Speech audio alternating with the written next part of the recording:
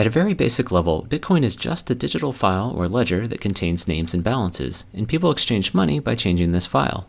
When Bob sells Carol a lawnmower for 5.2 Bitcoins, Bob's balance goes up by 5.2 and Carol's down by 5.2. There's no gold or government-issued money backing these numbers. Bob is only willing to trade his real-life lawnmower for a higher number in this digital file because he has faith that other people will also trust the system. So who maintains this ledger and makes sure no one cheats?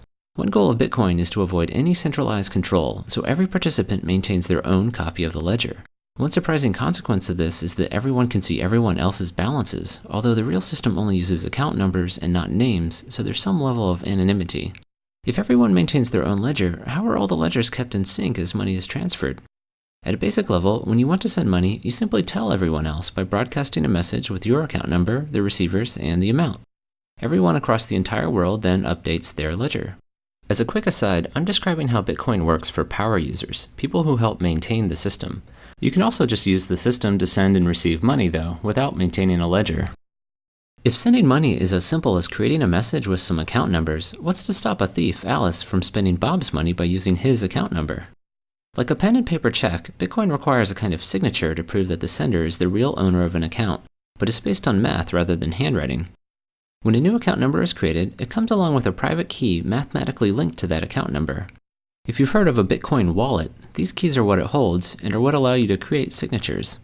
To create a signature, a private key and the text from a transaction are fed into a special cryptographic function. Another function allows other people to check the signature, making sure it was created by the account owner and that it applies to that specific transaction. Unlike the handwritten version, these signatures can't be copied and reused in the future, as they're unique to each transaction. While the mathematical signatures prove who sent a transaction, they can't prove when it was sent, and this turns out to be problematic. In our traditional banking system, if Alice wrote 2 checks but only had enough money to cover one of them, the bank would pay the first person attempting to cash his check but refuse the second because Alice's account would be empty.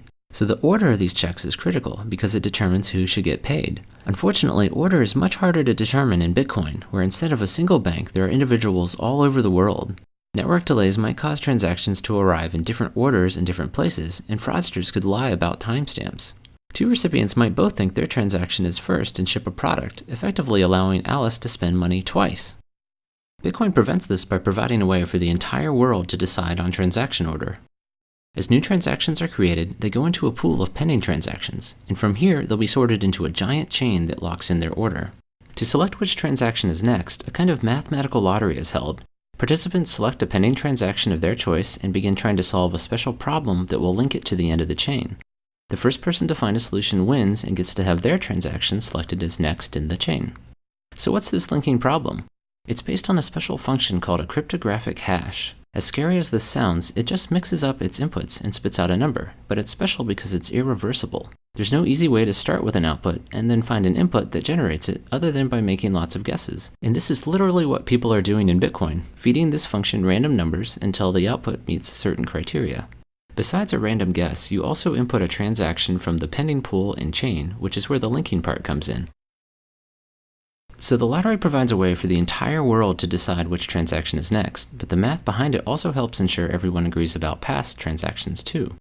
Suppose you're joining the network for the first time and request a copy of the transaction chain to get caught up but receive several different versions. Which one should you trust?